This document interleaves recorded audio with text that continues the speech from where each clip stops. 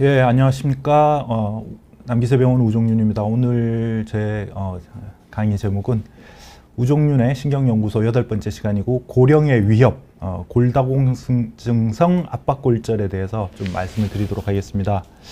골다공증성 압박골절이란 어떤 질환을 말하냐면, 이제 척추뼈가 부러지는 병인데, 그게 왜 부러지냐? 골다공증이 있기 때문에, 나이가 드셔서 뼈가 약해지기 때문에 골절이 생긴다. 압박, 말 그대로 눌려서, 위아래로 눌려서 골절이 생기고, 그런 것을 압박골절이라고 하고, 이제 골다공증이 생기려면 아무래도 나이가 많이 드셔야 되고, 그렇기 때문에 오늘의 제목은 고령의 위협, 고령 분들이 많이 걸리는 골다공증으로 인한 압박골절에 대해서 이야기를 드려보도록 하겠습니다. 여기 보시면 이 뼈 내부에 이렇게 금이 간 일러스트레이션이 있는데, 이렇게 뼈가 일반적으로 우리가 뼈가 부러진다고 하면 여기 보시는 것처럼 이 다리뼈인데, 그 대퇴골인데 부러져서 쪼개져서 어긋나거나, 아니면 뭐 금이 갔다, 부러져서 완전히 편위가 됐다, 어긋났다, 이런 식으로 생각을 하시는데, 여기 오른쪽 사진은 그 쇄골이 골절된 것입니다. 골절돼서 어긋나 있는 상태인데, 이런 식의 골절만 생각을 하시는데, 척추뼈 같은 경우에는 여러 개가 붙어 있고 상당히 힘이 실려 있기 때문에 아주 심하게 부러지면 척추뼈도 마찬가지로 쪼개져서 어긋나고 틀어지고 이럴 수가 있습니다. 그러나 대부분 척추뼈의 골절은 위아래로 가해지는 힘에 의해서 그 중에 가장 약한 뼈 하나가 속이 깨져서 찌그러지게 되는 경우가 많습니다. 그래서 이런 것을 압박골절이라고 하는데, 일반적인 골절과는 조금 다른 형태로 생기는 것이죠. 그리고 이런 골절은 대부분 어떤 원인에 의해서 생기냐면, 나이 많으신 분들이 걸어가다가 실족하셔서 너무 미끄러지거나 다리를 헛디디셔서 이렇게 엉덩이로 그대로 주저앉으면서, 엉덩이가 부딪혀서 주저앉으면서 위아래로, 위쪽에서는 이제 중력에 의해서 눌리는 힘, 아래쪽에는 땅바닥에 엉덩이가 부딪히는 그 힘에 의해서 위아래에 압력이 가해지면서 가장 약한 척추뼈가 한두 개가 부러지게 되는 경우가 흔히 생깁니다. 여기서 엑스레이를 보시면 이 같은 경우에는 5431 1번 허리뼈, 요추뼈인데, 1번 뼈가 다른 뼈와는 다르게, 다른 뼈는 앞뒤 높이가 비슷하고 척추체가 앞뒤 높이가 비슷하고 직사각형으로 보이는데, 이 뼈는 약간 생선가시 마냥 앞으로 많이 찌그러져 있게 됩니다. 이런 식으로 생기는 것을 압박골절이라고 합니다. 그래서 압박골절이 생기는 기전은 무엇 때문에 그러냐? 넘어져서 충격 때문에 생긴다. 그러면 왜 젊은 사람은 안 생기고 많이 든 사람이 생기느냐? 보면 연세가 드시면 골다공증이 점점점 진행이 되기 때문에 그렇습니다. 골다공증이란 뼈 속에 구멍이 많다는 뜻인데, 원래 뼈 속에는 다 구멍이 있어요. 모든 뼈는 겉은 판판한 이제 그 상태로 되어 있지만, 내부는 이렇게 격자무늬, 그 벌집 구조로 되어 있는데, 나이가 들면서 뼈가 점점점 빠져나가면서 그 벌집 구멍이 커지게 됩니다. 비교해 보면 이제 차이를 느끼실 수가 있는데, 이렇게 되면 아무래도 약하기 때문에 위아래에서 가해지는 충격을 이겨낼 수가 없어서 속이 깨지게 됩니다. 그리고 이런 골다공증 상태를 검사해 보는 것이 골밀도 검사인데, 골밀도 검사는 우리나라에서 이제 고령이신 분들에게 기본적으로 의료보험 제도 하에서 검사를 해볼 수 있게 하고, 빨리 발견해서 예방할 수 있도록 하게 하는데, 그런데 이제 그 의료보험 적용 기준, 그러니까 모든 사람에게 의료보험으로 골다공증 검사를 해주는 게 아니라, 일반적으로는 여자분들은 65세 이상, 남자는 70세 이상이 되었을 경우에 의료보험으로 검사를 해줍니다. 그 이하의 사람들이 할 경우에는 이제 뭐 특별한 다른 질환이 있거나 이러지 않는 이상에는 비보험으로 해야 됩니다. 그래서 건강검진을 할 때, 이럴 때라든지 이제 자기 본인 나이가 되시면은 골다공증 검사는 꼭 받아보시는 게 좋고, 그렇지 않은 경우에라도 여러 가지 적응 기준이 있는데, 뭐 폐경 후에 65세 이전이라도 여자분들이 폐경이 된 경우에는 다른 질환, 뭐 체중이 너무 적거나 가족력, 그리고 본인의 과거력에 있어서 골절이 있는 경우, 그리고 외과적 수술로 인해서 폐경이 되거나 40세 이상의 이전에 자연 폐경이 되는 이런 경우에는 위험 요소가 있을 때는 골다공증 검사를 보험으로 해볼 수가 있습니다. 그 외에 뭐 다른 여러 가지 이제 적응증이 있는데, 여기에 대해서는 뭐 그 병원에 가서 물어보시는 게 좀 자세하고 제가 여기서 하나하나 자세히 설명드리지는 않겠습니다. 이제 골다공증 검사는 어떤 식으로 판독을 하느냐 보면 일반적으로 골다공증 검사는 크게는 두 가지가 검사가 있습니다. 중심골과 말초골을 두 가지를 검사를 하는 것인데 중심골이라는 것은 척추뼈 요추 부분과 그 다음 대퇴골, 다리 쪽에 대퇴골을 두 개를 검사를 해서 거기에 골다공뼈가 약한 정도를 보는 것이고 말초골은 우리 손목뼈나 발목 쪽에 발꿈치 뒤쪽 뼈를 통해서 골다공증 검사를 하는 겁니다. 근데 아무래도 중심골로 검사하는 것이 정확합니다. 정확하고 더 이제 몸 상태를 자세히 반영을 해주는데 검사 결과는 이렇게 숫자로 표시가 되는데 그 사진을 찍어서 그 강한 정도를 숫자로 표시가 되는데 표시를 해주는데 T 점수라는 것과 Z 점수, Z라고 하죠.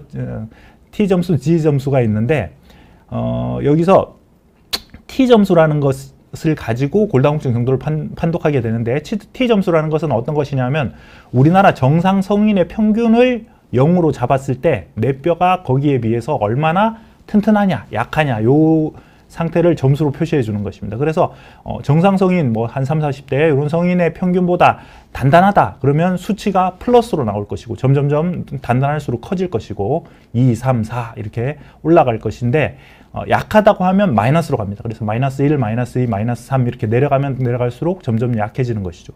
그리고 Z 점수라는 것은 내 나이대, 본인 나이와 비슷한 사람들의 평균과 나를 비교를 해서 보는 것인데 요거는 이제 뭐 내가 내 나이대에 비해서는 얼마나 튼튼하냐 이걸 알 수는 있겠지만 절대적인 골다공증 진단에 있어서는 T 점수를 기준으로 해서 합니다.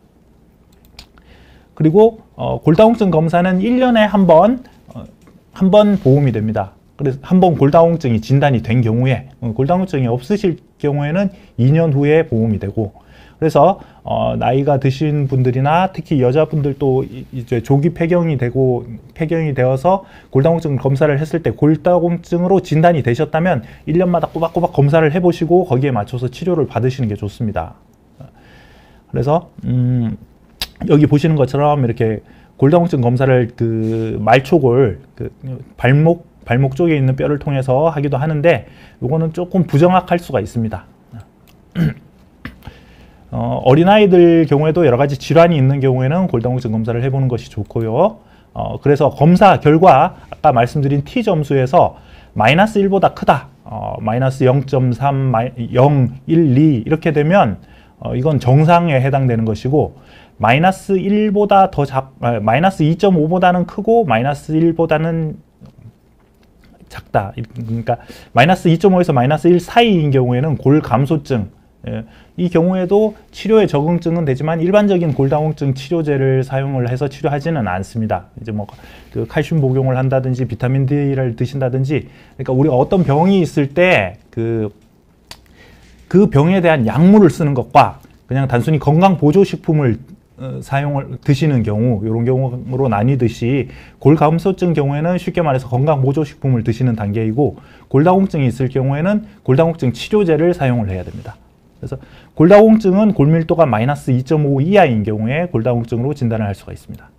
그리고 골다공증의 위험 인자로는 유전적 요인에서 흑인들보다는 백인인 아시아인이 골다공증의 그 유병률이 좀 더 높고 이제 목에 어머니가 골절병력이 있을 때 이런 그 외상에 의한 잦은 골절병력이 있는 경우 그리고 체중이 적고 체구가 작을 때 골다공증이 더 많이 생깁니다. 그리고 여자분들에게 있어서 남자들보다 더 골다공증이 이르게 발생을 하는데 아까 이제 그 골다공증 검사도 여자는 65세, 남자는 70세 이렇게 남녀 차별이 있는데 그게 위험도가 더 높기 때문에 그렇습니다. 특히나 여성 호르몬이 뼈를 생성하는데 많은 작용을 하기 때문에 폐경이 되어서 여성 호르몬이 이제 단절이 된 경우에는 골다공증 위험성이 더 높을 수가 있습니다. 그리고 생활 습관 및 영양, 이제 무월경이 2차적으로 뭐 여러 가지 원인에 의해서 폐경이 되지 않더라도 무월경 기간이 길어지는 경우에는 여성 호르몬이 몸 안에서 감소가 되기 때문에 골다공증이 진행이 될 위험성이 높고 술, 담배 많이 하는 경우, 운동을 안 하는 경우 이런 경우에는 골다공증 진행이 빠릅니다. 뭐 쉽게 말해서 막 사는 경우에 위험성이 더 높겠죠. 그리고 체중이 낮고 임신되었을 때도 골다공증이 진행될 확률이 높습니다. 그리고 여러 가지 질병, 우리 여러 가지 영양소를 흡수하는 장애가 생기는 경우, 비타민 같은 거, 그리고 갑상선, 부갑상선에 이상이 있는 경우, 쿠싱병이라고 몸 안에 스테로이드가 잘 만들어지지 않아서 그것 때문에 이제 외부에서 스테로이드를 과도하게 넣었을 때 스테로이드 몸 안에 체내에 자연적인 스테로이드 생성이 줄어들면서 외부 스테로이드에 의존하게 되는 경우, 이런 경우를 이제 쿠싱병이라고 하는데, 이게 골다공증 위험성이 상당히 높습니다. 류마티스 관절염 같은 경우에는 이 병 자체도 골다공증의 위험성을 높이지만, 류마티스 관절염 환자분들이 스테로이드를 많이 드시기 때문에 아무래도 위험성이 더 높겠고, 신장에서 골다공증과 관련된 여러 가지 영양소들을 이제 배출하게 되는데, 그런 신장 질환이 있는 경우, 당뇨병이 있는 경우, 장기 이식을 한 경우에는 위험성이 높아질 수가 있습니다. 그리고 골다공증의 위험 인자로 마지막으로 약제가 있는데, 말씀드린 스테로이드 과다 사용, 그리고 호르몬제, 항암제, 항고제, 항경련제 등 이런 약물들이 위험 요인을 높입니다. 자, 잠깐 질문에 대해서 답변을 드리겠는데, 글로리아님, 골다공증 2기이다. 2기라는 말은 쓰지는 않는데요. 우리가 이제 골감소증이냐, 골다공증이냐 이렇게 이름을 붙이고, 그 다음에 골다공증인 경우에는 수치가 얼마냐, 마이너스 2.5보다 낮아야 되니까 마이너스 3이냐, 마이너스 4냐 이렇게 표현을 하긴 하지만 1기, 2기는 따로 없습니다.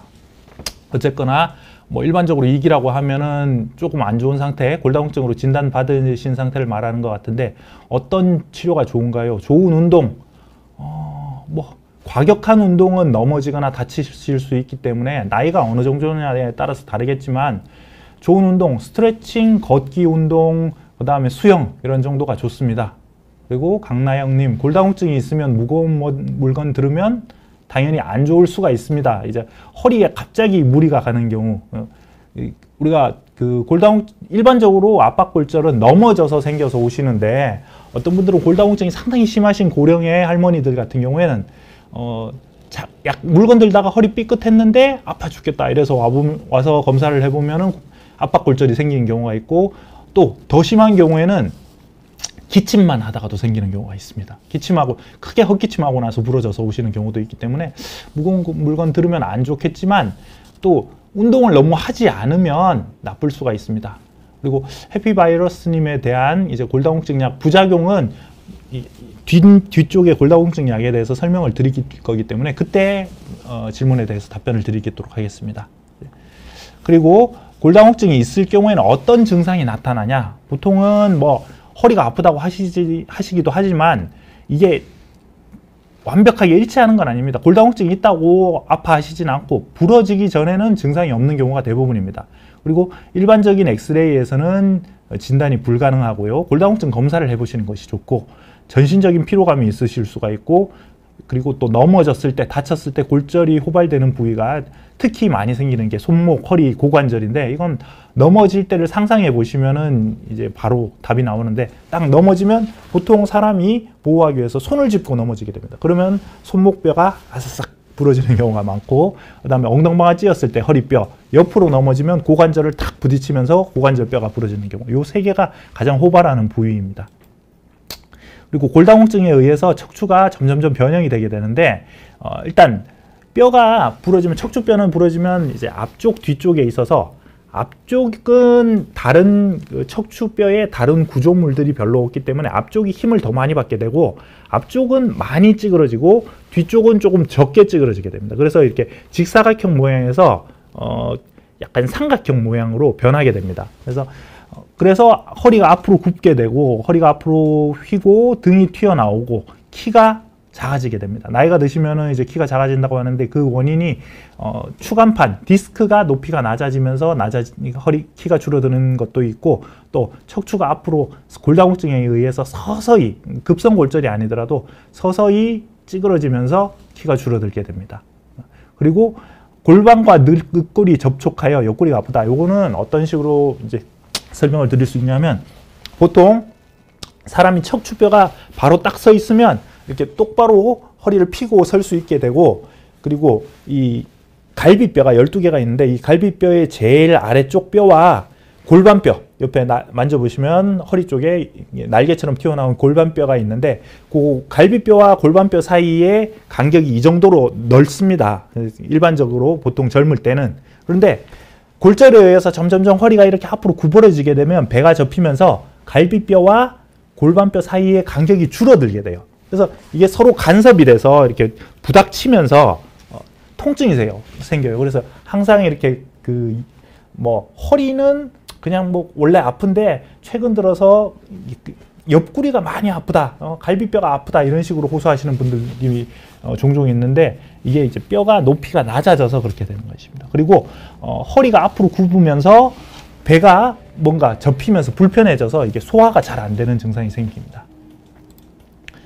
보시는 것처럼 골다공증이 진행되면 고개가 앞으로 숙여지게 되고 점점점 등이 튀어나오고 이렇게 허리가 굽게 됩니다.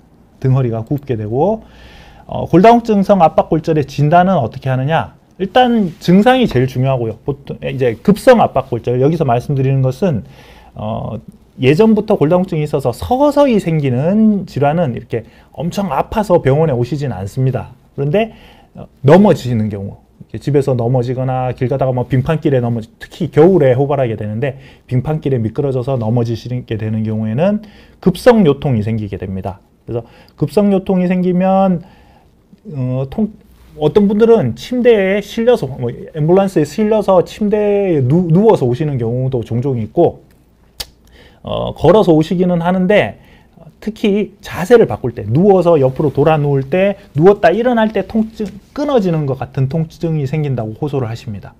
그런 자세 변동 시에 그 특징적인 통증이 있고, 그리고 골절이 있는 뼈는 우리가 팔다리뼈 같은 경우에 부러졌을 때 여기를 탁 치거나 만지면은 상당한 통증을 느끼듯이 척추뼈도 거기를 치게 되면 통증이 더 심해집니다. 그래서 허리가 아프신데 이렇게 살살 통통통통 허리를 쳐보면 움찔움찔하면서 억억 소리 날 정도로 아파하시는 경우가 있습니다. 그런 경우에는 이렇게 자세 변환 시에 심한 통증, 그리고 등을 직접 두드렸을 때 심한 통증, 이런 경우에는 거의 골다공증성 압박골절을 진단을 할 수가 있습니다.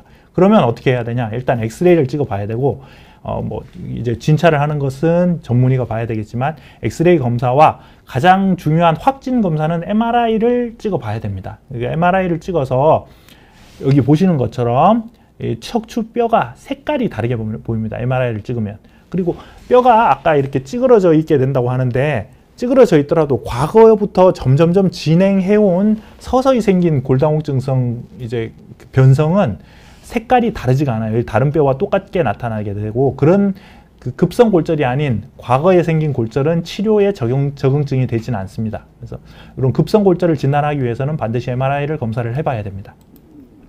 그래서 이제 치료 방법에 대해서는 이제 일단은 우리가 여러 가지 치료 방법이 있는데 가장 간단하고 빠르고 효과적인 치료 방법이, 제가 또 수술을 하는 사람이다 보니까 척추체 성형술이라는 게 있습니다. 그런데 이 척추체 성형술이 기간이 시행된 게 그렇게 오래되진 않았어요. 한 20-30년 전부터 시작이 됐는데, 그 전에는 이런 압박골절이 있을 때는 치료 방법에 가장 이제 많은 분깃을 차지하는 게 그냥 누워 있는 겁니다. 절대 돌아다니지 마라.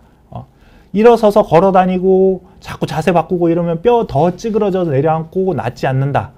우리가 어디 팔다리뼈가 부러지면 수술을 할 정도가 아니라면 이렇게 잘 맞춰서 깁스를 해요. 또 통깁스를 하는데, 그러면 이걸 사용을 안 하게 되고, 사용을 안 하게 되면 충격이 전달이 안 되면서 저절로 뼈가 붓게 돼요. 시간이 지나면. 그것처럼 척추뼈도 힘이 덜 실리게 해야 되고 쓰지 않아야 되는데, 그러려면 누워 계시는 것밖에 방법이 없습니다. 그래서 과거에 한 30-40년 전에는 이렇게 부러지면 그냥 침대에 똥오줌 다 받아내고 누워서 2달이고 3달이고 계속 기다리는 경우가 많았습니다. 그러다 보면 이제 나이 많으신 분들 누워 있으면 근력 소실되고, 또 음식 같은 거 드시다가 살에 들리고 폐렴 생기고 심혈관계, 심장 기능 나빠지고 폐 기능 나빠지고 이러시면서 뼈가 부러진 것 때문, 그거 자체 때문에 돌아가시는 것보다 누워 있는 걸 때문에 생기는 여러 가지 합병증으로 돌아가시는 경우가 흔했습니다. 그래서 그런 침상 안정도 현재까지도 일단 1차적인 치료 방법이고, 그런 침상 안정을 할 때 여기 4번에 보시는 것처럼 베개 정복술이라고 해서 그 부러진 뼈 아래쪽에다가 베개를 놔서 허리가 이렇게 앞으로 튀어나오게, 등 허리가 튀어나오게 해서 앞으로 찌그러진 뼈가 조금 늘어날 수 있도록, 약한 상태에서는 이렇게 급성기에 베개 정복술을 하면 찌그러진 뼈가 약간이나마 복구가, 회복이 될 수가 있습니다. 그래서 누워 계실 때 불편하시더라도 이렇게 밑에 대고 계시는 게 좋고, 하여튼 이런 방법이 있고, 지금 사진이 2개가 바뀌었는데 뭐 물리치료를 해서 통증 조절을 한다든지 진통제 같은 걸 드셔서 통증 조절을 한다든지 이런 방법이 있습니다. 그리고 신경주사 치료, 신경차단술을 통해서 통증을 줄여주는 치료, 그래서 좀 견디실 수 있도록 해주는 방법이죠. 그리고 신경성형술을 통해서 이게 뼈가 굳도록 하는 치료는 아니고 어디까지나 통증 치료인데 이런 방법으로 해서 치료를 할 수가 있습니다. 예. 그리고 이제 질문에 대해서 말씀을 드리면, 김수진님께서 친정어머니께서 골다공증이라 밖에 다니기 힘들어 하세요. 조금이라도 움직이는 게 나을까요? 이전에 앞에 슬라이드에서 말씀을 드렸지만 골다공증이 있다고 해서 통증을 하시는 경우는 별로 없습니다. 그걸로 인해서 골절이 있지 않다면, 그래서 골절이 있어서 아프신 건지 그렇지 않은데 단순 골다공증이 있다고 해서 아파하시지는 않기 때문에 골절이 있는지 어떤지 그걸 먼저 검사를 해보시는 게 좋습니다. 단순, 그리고 또 골절이 없더라도 이제 근력이 약하고 이런 것 때문에 골다공증, 근력 저하가 동반되면은 움직일 때 통증이 있고 그것 때문에 다니기 힘들어 하시고, 이게 악순환, 비셔스 사이클을 돌면서 점점점 이게 활동에 지장이 오는 경우가 많은데, 당연히 현재 부러진 게 없다면 조금씩이라도 자꾸 운동을 하시는 게 좋습니다. 그러나 부러진 게 있는지 확인을 하는 게 먼저입니다. 그리고 마찬가지로 골다공증 예방은 어떻게 하는 게 좋을까요? 내가 골다공증에 가족력이 있고, 특히 여자분들 같은 경우에 어머님께서 가족력이, 골다공증이 있고 골절의 병력이 있고, 특히 또 본인도 젊은 나이에 뼈가 자꾸 넘어지거나 다쳤을 때 뼈가 잘 부러진다, 이런 경우에는 골다공증 검사를 하는 게 좋고, 검사해봐서 이상이 있으면 약물 치료해야죠. 뭐 어떻게 하는 게 그 뒤에서 말씀을 드리겠습니다. 그리고 키티모모님 30대 척추 종양 골수염 환자분이시고, 족부 쪽이 금이 가고 골절이 됐다. 척추 압박 질환은 뼈가 금이 가는 게 발생이 자연스러워 있나? 누워만 있을 정도로 통증이 심하시다. 어쨌거나 골수염 때문에 뼈가 약해지셔서 그걸로 인해서 압박 골절이 생기신 것 같은데, 말씀드렸다시피 나이가 젊으시기 때문에 우선은 침상 안정 치료를 하고 계시는 것 같아요. 그리고 한의원은 이제 뭐 저희가 한방 치료에 대해서 솔직히 말씀드려서 그쪽 지식은 부족하기 때문에 치료를 좋다 나쁘다 말할 수는 없지만, 지금 이렇게 급성 골절이 있을 때는 침 치료를 받고 뭔가 두드려 때리는 치료, 한의원에서 이제 추나요법이라고 마사지 같은 걸 하지 않습니까? 그런 경우에는 압박 골절이 있을 때는 오히려 골절을 더 유도하는 경우, 유발시키는 경우, 그리고 침 맞았을 때 그 약한 상태에서 면역력이 저하되어 있는 상태에서 침 치료를 받고 감염이 되는 경우가 있어요. 그런 거는 안 하시는 게 좋고, 온찜질, 냉찜질, 마사지를 하시는 게 좋고, 침상 안정을 하면서 경과를 봐서 많이 심하게 이제 통증이 심하고 낫지 않으면은 뒤에서 말씀드릴 이제 척추체 성형술 같은 것도 고려를 할 수가 있겠습니다. 일단은 지금 진료 보시는데 2년 전 한 번씩 프롤리아 주사, 그리고 칼슘 제제를 드시고 계시는데 골밀도가 마이너스 1.4. 일단 골밀도가 그렇게 낮지는 않으신데, 이게 후에 설명드리겠지만 골밀도 수치가 정상이라고 하더라도 골다공증이 심하신 경우가 있습니다. 그래서 이미 골절이 2번이나 있었다고 하시면은 골다공증이 있는 상태고, 거기에 대해서 약물 치료를 하시고 넘어지지 않도록 조심하시는 게 좋고, 그리고 도움되는 운동은 말씀드렸다시피 뭐 크게 달리거나 격한 운동이 아니라 보행, 이렇게 약간 빠른 속도로 걷는 것 자체가 큰 전신 운동입니다. 그리고 그다음 뭐 수영을 하신다면은 도움이 될 수가 있고, 또 그 스트레칭 많이 하시는 게 좋고 그렇습니다. 그래서 그리고 또 치료 방법에 이제 반드시 누워 있어야 되지만 어쩔 수 없이 활동을 해야 되는 경우에는 이제 깁스 대용으로 이렇게 허리를 통으로 감싸주는 보조기를, 플라스틱 보조기를 착용을 합니다. 여기에 보이는 이런 보조기는 좀 약할 수가 있고, 이것보다 훨씬 단단한 보조기를 착용을 하고, 어쩔 수 없이 움직여야 되는 경우에는 보조기를 착용하고 움직이시는 게 좋습니다. 그리고 이제 대망의 경피적 척추체 성형술, 쉽게 말해서 부러진 뼈 안에다가 세멘을 집어넣어 주는 거예요. 몸 안에 들어가도 상관없는 세멘트. 그래서 그걸 통해서 부러진 뼈를 속을 채워줘서 통증이 줄어들도록 하는 치료 방법입니다. 이게 이제 이 치료가 대중화되면서 골다공증성 압박골절의 치료가 뭐 큰 진보를 했다고 볼 수가 있는데, 이런 치료 방법에 대해서 좀 후에 이제 뭐 장단점이라든지 여러 가지 방법을 설명을 드리고 자세히 설명을 드리겠습니다. 그리고 이제 단순 압박골절 같은 경우에는 뭐 저절로 낫는다든지, 뼈가 굳어서 시간이 지나서 뼈가 굳어서 저절로 낫는다든지, 아니면 척추체 성형술을 하게 되는데, 심하게 부러져서 뼈가 뼈 조각이 튀어나와서 신경을 누른다든지, 협착증이 진행이 된다든지, 막 너무 후만 골절, 이렇게 등이 앞으로 굽는 게 심해져서 상태가 안 좋고 만성적인 통증이 생기다든지, 이런 경우에는 기구구정술, 허리 뼈에 쉽게 말해서 철심을 박아서 펴주는 이런 수술이 필요할 수가 있습니다. 이런 수술은 언제 하느냐? 심한 골절이 있을 경우에, 신경이 눌릴 경우에, 뭐 다리 하지 통증이 심한 경우에, 마비가 있을 경우에, 이런 경우에는 해야 될 수가 있습니다. 보시는 것처럼 이렇게 못을 박아서 고정을 해주고 그 사이사이에 세멘을 같이 넣어주는 이런 수술 방법을 한 경우가 있고, 마찬가지로 이런 경우는 이제 단순 압박골절이 아니라 방출성 골절, 뼈가 튀어나와서, 뼈 조각이 튀어나와서 신경이 지나가는 길까지 침범을 한 경우를 방출성 골절이라고 하는데, 이런 경우가 있고, 혹은 또 이제 뼈 조각이 너무 심하게 튀어나와서 이 뼈 조각 자체를 제거해 줘야 되는 경우에는, 여기서 보시는 것처럼 뼈 조각 자체를 아예 전체를 절단을 하고 그 사이에 다른 인조 뼈 조각을 넣고, 인조뼈를 넣고, 쇠붙이를 넣고 뒤에서 이렇게 철심을 박아서 고정을 해주는 경우가 있습니다. 과거에는 척추체 성형술 없는 경우에는 누워서 지내시다가 안 낫는 경우에는 다 이렇게 철심 박는 수술을 했어요. 그때에 비하면은 세상이 정말 좋아졌다고 볼 수가 있습니다.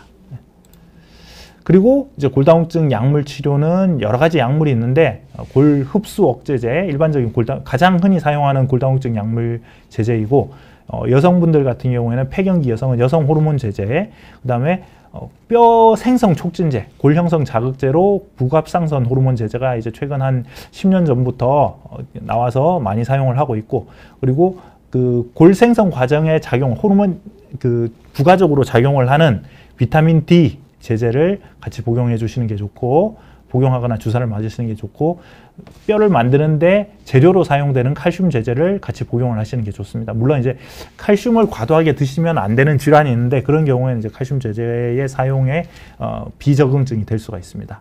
그리고 여기 옆에 사진에 보시는 것처럼 뼈 안에 세멘이 여러 군데가 들어가 있어요. 이런 경우가 가끔 있는데, 부러졌다가 뭐 몇 개월 잘 지내시다가 또 넘어져서 다치시거나, 아니면 뭐 기침하다가 부러져서 오거나, 자꾸 부러진 뼈가 부러져서 다른데 또 부러지고 이러는 경우가 있습니다. 나이 고령이신 분들은 병원이 무슨 뭐 단골집처럼 이렇게 자주 찾아오시는 경우가 있는데, 저희도 애처로운데 어쩔 수 없어요. 이렇게 너무 아파하시고 뭐 다른 치료 방법이 없기 때문에. 그리고 또 한번 이렇게 척추체 성형술의 맛을 보시면, 그때 침대에 실려서 오셨다가 시술하고 나서 다음날 바로 걸어서 퇴원하시고 이렇게 되니까 뭐 다 필요 없고 빨리 시술해달라 이러시는 경우가 많아서, 여기서 보시는 것처럼 뼈 중간에 비어있는 뼈, 정상적인 뼈가 오히려 더 적을 정도로 여러 군데에다가 척추체 성형술을 하시는 분들도 종종 있습니다. 그러나 문제는 이런 다발성 척추 압박골절이 생기게 되면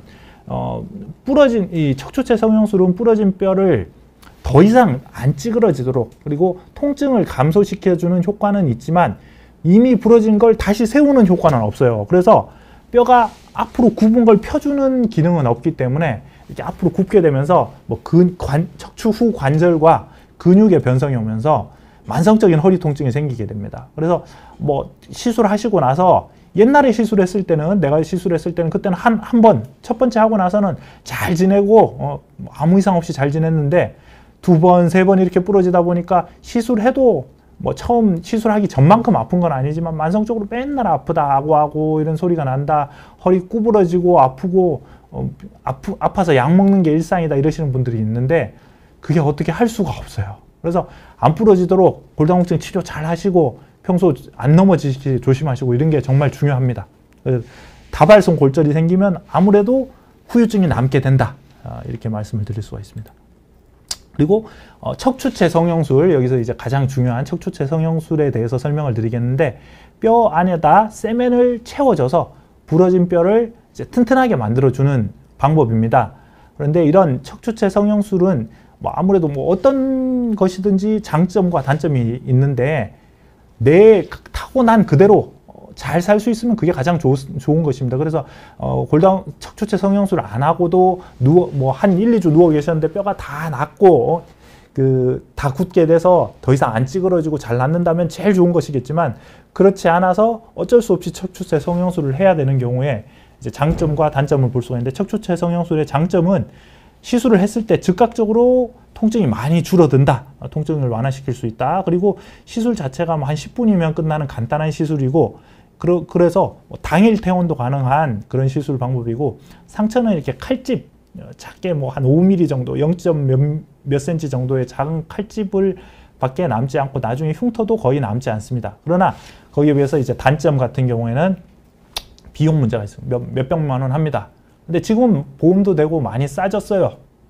과거에 제가 한 20년 전에 레지던트 때만 해도 척추체 성형술을 하면 보호자분들 불러놓고, 이제 보통 이제 나이 많으신 분들이 부러지시니까 아드님, 따님이 이렇게 줄줄이 엄마 걱정돼서 오시잖아요. 그러면 이제 보호자분들 쫙 앞에 앉혀놓고, 자, 이게 뭐냐? 효도 수술입니다. 아드님 100만 원, 따님 100만 원, 뭐 다 모아서 뭐 몇백만 원 내서 어머니 내일 벌떡 일어나게 하는 수술입니다. 이렇게 말씀을 드려요. 그때보다 오히려 싸졌고, 그때 물가하고 지금 물가하고 비교해보면 훨씬 싸졌지만 아직도 몇백만 원 드는 수술이고, 그렇게 따지자면 비싸다 생각하실 수가 있습니다. 뭐 돈 안 들고 낫는다면 제일 좋겠지만 어쩔 수 없는 경우에는 돈 쓰고 나으셔야 됩니다.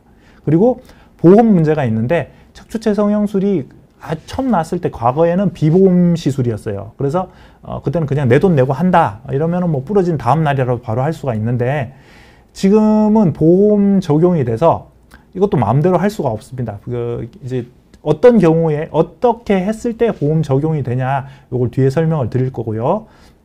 그리고 또 시술이나 수술, 어떤 시술도 무조건 안전하다 이렇게 말하는 건 거짓말입니다. 그래서 합병증이 있을 수가 있고, 그 합병증 가운데 가장 위험한 합병증이 골세멘트, 몸 안에 들어가는 세멘트가 밖으로 새어나와서 제 위치에 안 있고 밖으로 새어나와서 누출돼서 신경 쪽으로 들어가거나 뭐 폐로 날아가거나 심장이나 뇌로 날아가거나 이런 위험성이 있을 수가 있고요. 그리고 이런 척추체 성형술을 했을 때 인접 부위, 성형술을 한 뼈 아니라 바로 그 위아래에 있는 뼈가 오히려 골절 빈도가 증가한다. 이런 연구 결과가 있습니다. 그래서 골세멘트 누출이라는 것은 이게 뼈 안에만 딱 부러진 뼈 내부에만 들어가야 되는데, 이게 뼈가 심하게 부러져서 금이 가 있는 경우에는 신경 쪽으로 새어나갈 수가 있어요. 여기서 보시는 것처럼 이게 신경 쪽으로 새어나가게 되면 이게 신경 손상을 일으킬 수가 있고, 뭐 아주 심한 경우에는 마비가 오거나 막 다리 통증이 생기거나 더 큰 수술을 해야 되거나 이러는 경우도 있습니다. 이걸 위해서 엑스레이를 계속 찍어보면서 하는데 갑자기 확 튀어나와가지고 신경 쪽으로 누출되고 큰 일이 발생하는 경우도 있습니다. 이게 뭐 흔하지는 않지만 종종 있을 수가 있고, 또 혈관을 타고 날아가면서 여기 보시는 것처럼 이 폐사진 내부에 하얀색으로 이렇게 세멘이 폐혈관에 가서 차서 뭐 호흡곤란이 오거나 심장에 무리가 가거나, 그리고 뇌로 가서 중풍이 오거나 뇌경색이 오거나 이런 문제가 드물게 있을 수가 있습니다. 그리고 여기 인접부위 골절이라는 것은 뭐냐면, 이제 부러진 뼈에 세멘을 넣어서 이 뼈 자체는 단단하게 고정이 되지만, 이렇게 되면 우리가 일상적인 활동을 할 때 뭐 허리를 쓰는, 숙이고 젖히고 물건을 들고 혹은 또 넘어지고 이렇게 됐을 때 가해지는 충격이, 이 뼈, 시술을 한 뼈 자체는 튼튼하기 때문에 문제가 없는데, 여기 가해지는 충격이 주위로 분산이 되면서 주변에 약한 뼈가 더 빨리 골절이 된다, 이런 뜻인데, 옆에 보시는 일러스트레이션처럼 중간에 돌 하나가 끼어 있고 위아래에 달걀이 있는 것처럼 여기서 충격이 가해지면 돌은 튼튼하고 문제가 없겠지만 달걀은 더 쉽사리 깨질 수가 있다는 뜻입니다. 그래서 이런 거에 대해서 여러 가지 그러니까 뭐 우리나라 사람들도 연구를 했고 외국 사람들도 연구를 많이 해서 저널이 많이 발표가 됐는데, 논문이 발표가 됐는데, 이제 결론적으로 척추체 성형술을 시행하고 난 이후에는 주변 인접분절 위아래 뼈에 가해지는 압력이 커져서 시술을 하지 않은 경우에 있어서 보다 추후에 압박골절의 빈도가 더 높다. 뭐 오늘 시술했다고 내일 부러지고 이런 것은 아니지만 하고 나서 이 그러니까 환자를 계속 병원에 오시게 하고 그런 분들이 또 부러져서 오시는 경우에 연구를 해본 결과에는 더 잘 부러진다. 시술을 안 한 경우에보다는 좀 더 잘 부러질 수가 있다. 이렇게 말씀드릴 수가 있습니다. 그리고 또 보험 기준이 있는데 보험 기준은 어떤 경우에 경피적 척추체 성형술을 할 수가 있느냐. 일단 골절이 진단이 돼야 됩니다. 진단의 방법은 아까 말씀드린 것처럼 MRI.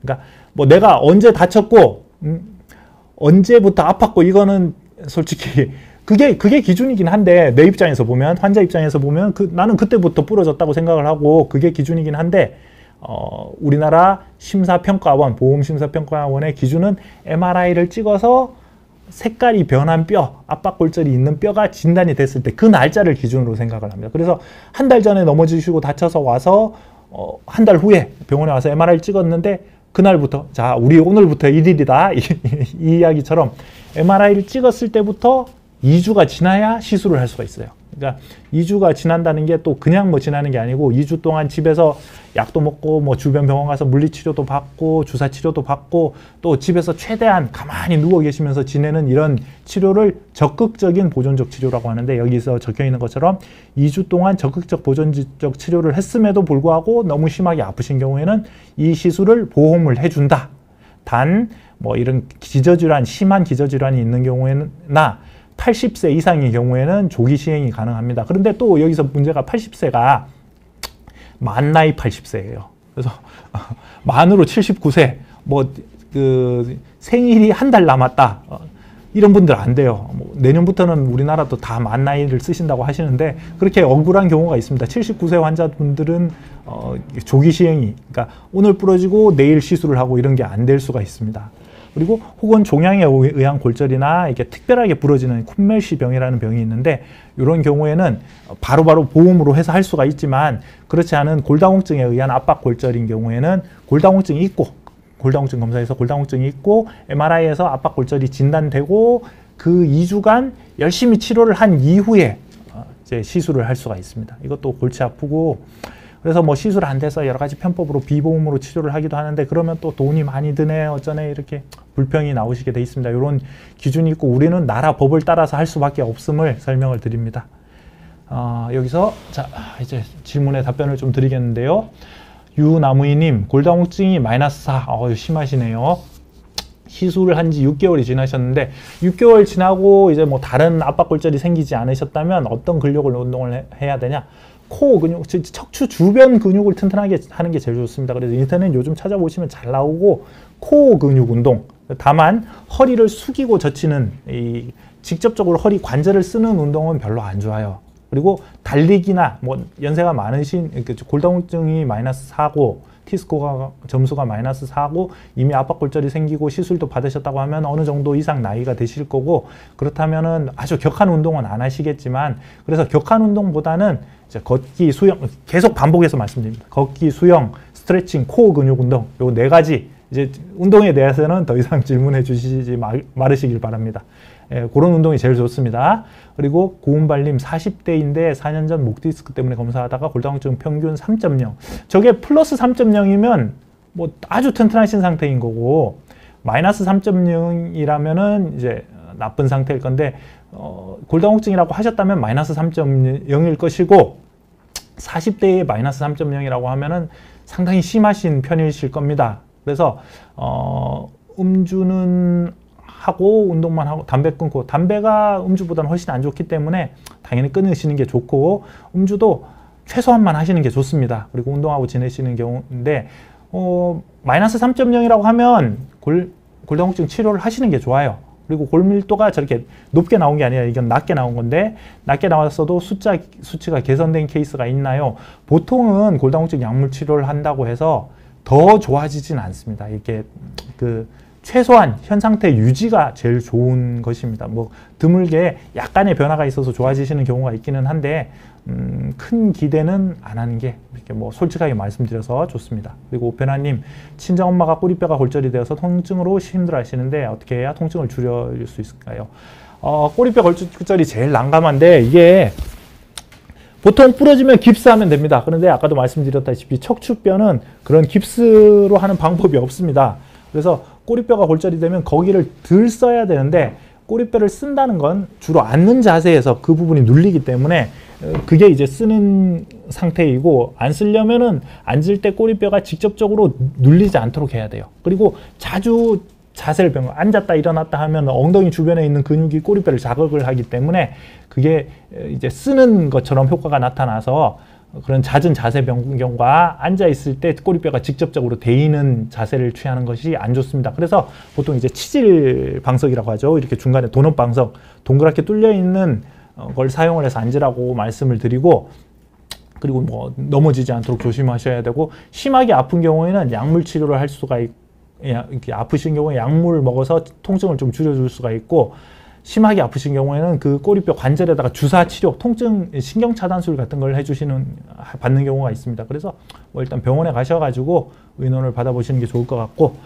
요윤님 60대 후반인데 키가 30.5cm 줄었습니다. 이제 키가 주는 게 여러 가지 원인이 있습니다. 뭐 척추뿐만 아니라 이게 무릎 관절의 연골이 줄어들면서 생기기도 하고, 이제 불규칙하게 다르면서 오다리가 생기면서 줄기도 하고, 그래서 뭐 벌써 30.5cm가 주셨으면 앞으로는 많이 줄 가능성은 드물겠지만, 그것도 이제 한계가 있는 거니까 계속 허리가 앞으로 굽는다든지 이러면은 많이 줄 수가 있죠. 그래서 골다공증 예방과 스트레칭, 허리 펴고 다니는 거, 이런 게 할 겁니다. 그리고 고운발님, 골밀도가 높게 나왔어도 수치가 개선된 케이스, 아까 오페라님 질문에 대한 답변처럼, 그 전에 다른 분이 질문하셨는데 그것처럼 수치가 미약하게 개선된 케이스는 종종 봅니다만 큰 기대는 안 하시는 게 좋습니다. 그래서 그리고 이제 골다공증 척추체 성형술에 대해서 여러 가지 갑론을박에 대한 내용을 설명을 드리겠는데, 영국에 아주 큰 저널, 우리가 유명한 저널이 있는데 뉴 잉글랜드 저널 오브 메디슨이라는 논문이 있는데, 이 논문에서 한 10여 년 전에 수천 명을 대상으로 한 연구 결과를 발표했어요. 이게 큰 이슈가 됐었는데, 그때 이제 연구 결과가 뭐냐면 척추체 성형술, 우리가 이렇게 좋다고 생각하고 있는 시술에 대해서 받은 사람과 안 하고 안 받은 사람과 비교를 해보니까 한 12달 지나고 나니까 아픈 거 차이가 없더라. 뭐 하나 안 하나 똑같더라. 그래서 결국에는 척추체 성형술이 무의미하다, 이런 결론을 내렸어요, 이 논문에서는. 그래서 이게 이제 뭐 수술을 하고 시술을 하는 사람들에게 상당히 이제 도전이 되고, 이게 과연 해야 되나 하지 말아야 되나, 아니면 나는 내 생각은 그렇지 않다, 이것처럼 이렇게 갑론을박이 많았는데, 그래서 여기에 대해서 또 반박이 많이 있었습니다. 이제 나스라고 미국 그 북미 척추학회, 여기에서 미국에서 가장 큰, 아까는 영국이었죠. 근데 우리가 이제 여기서 간과하지 말아야 될 게, 영국은 약간 사회주의 의료예요. 그래서 전체 사회적으로 비용을 줄이는 방법, 이렇게 어떤 치료를 했을 때 비용을 줄이는 방법, 의료를 했을 때 그 수술이나 시술을 하지 않고 약물 치료, 그리고 뭐 최대한 작은 치료로 환자를 오랫동안 치료를 하고 이렇게 해서 낫게 하는 자연 치유를 노리는 경우가 많고, 미국은 자본주의 의료 시장이죠. 그래서 뭐든 간에 빨리빨리 치료하고 돈을 많이 써서라도 좋아지게 하는 그런 치료가 이제 양극단에 있는데, 그래서 미국에서는 말도 안 된다, 척추체 성형술을 하는 것이, 물론 이제 함부로 남발을 하면 안 되겠지만 아무 효과가 없다, 뭐 하나 안 하나 똑같다는 것은 말도 안 된다, 이런 식으로 반박을 했었는데, 이제 거기서 예로 든 게 뭐 너희가 환자군을 고를 때 그 12개월 이내에 부러진 사람을 하는 거는 이건 급성골절이 아니지 않느냐, 그리고 또 진단검사로 MRI를 사용을 하자고 골주사 검사라는 걸 했다, 그거는 급성골절을 진단을 하는 데서는 아무래도 MRI보다는 효과가 떨어진다, 그래서 급성골절 환자를 대상으로 한 게 아닐 수가 있다, 그리고 시간이 흐르면 당연히 덜 아파진다, 그때까지 버틸 수 있느냐가 문제이다, 그리고 많이 아픈 사람은 이미 시술 다 했다, 그리고 허리가 아픈 것만으로 과연 그게 이제 골절에 의한 통증인 것이냐, 이런 여러 가지 반박 근거를 통해서 그래도 급성 골절은 시술을 해주는 게 훨씬 도움이 된다. 물론 이제 여러 가지 아까 말씀드린 것처럼 2주 동안 누워 계시고 보조기를 착용을 하고 약물 치료를 하고 주사 치료를 하고 이래서 통증이 좋아지고 저절로 낫는 분들에게까지 반드시 척추체 성형술을 할 필요는 없겠지만, 심하게 아픈 분들, 아주 아파하시는 분들은 안 낫는다면 이런 척추체 성형술을 하는 것은 효과가 의미가 있다. 이런 이제 결론에 도달했어요. 저도 시술을 하는 사람이기 때문에 제 경험상으로는 이 미국 쪽 의견에 더 동의를 합니다. 그리고 또 오히려 이 시술을 하는 것이 한 방에 딱 증상을 좋아지게 하는 것이기 때문에 안 나아서 계속 병원 다니면서 뭐 몇 개월 동안 약 받아 먹고 치료하고 물리치료, 주사 치료하고 하는 것보다 오히려 돈이 더 적게 든다. 이런 연구 결과도 있었고요. 또 낫게 하기 위해서 고령의 환자분들을 오래 눕혀놨을 때 뭐 심장질환, 폐질환 이런 게 생기면서 그로 인한 합병증 때문에 돌아가시는 경우가 많은데 이런 사망률을 비교를 해봤을 때 척추체 성형술 자체가 뭐 폐색전증, 아까 말씀드린 것처럼 세면이 밖으로 유출돼서 날아가서 뭐 뇌경색이나 폐색전증, 심장마비 이런 게 생겨서 돌아가시는 드문 경우가 있긴 하지만 그런 종합적으로 봤을 때 그 사망률이 그 단순히 보존적 치료를 하는 경우에 오히려 더 높았다. 더 오래 살고 더 그 사망률이 낮았다. 시술을 한 경우에 이런 연구 결과도 있습니다.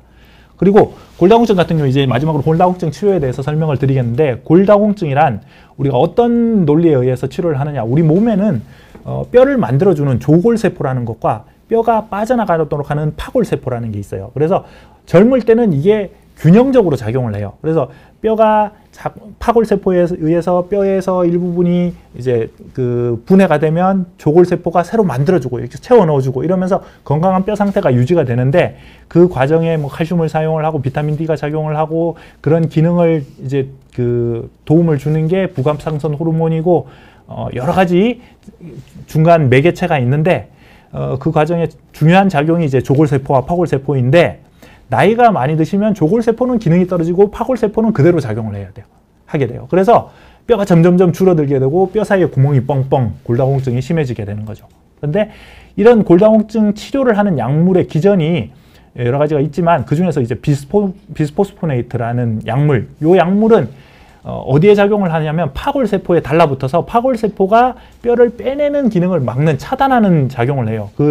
그래서 이런 약물이 이제 고전적인 과거부터 항상 써오던 그 골다공증 치료제이고 1세대, 2세대, 3세대, 4세대 여러 가지 약물이 있는데 뭐 일주일에 한 번 먹는 약으로 사용을 한다, 3개월에 한 번 주사 맞는다, 6개월에 한 번 주사 맞는다 이런 약물들이 다 이 그 파골세포 차단하는 그런 약물입니다.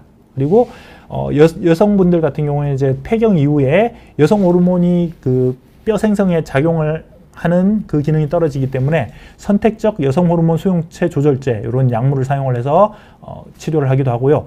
최근에 한 10년 전부터 사용되는 부갑상선 그 자극 호르몬이 있는데 그런 약물이 현재까지는 이 약물이 제일 좋습니다. 뼈 생성을 촉진하는 조골세포에 작용을 하는 것이기 때문에 뼈를 생성하는 데 도움이 되고 좋습니다. 그러나 다만 비싸요.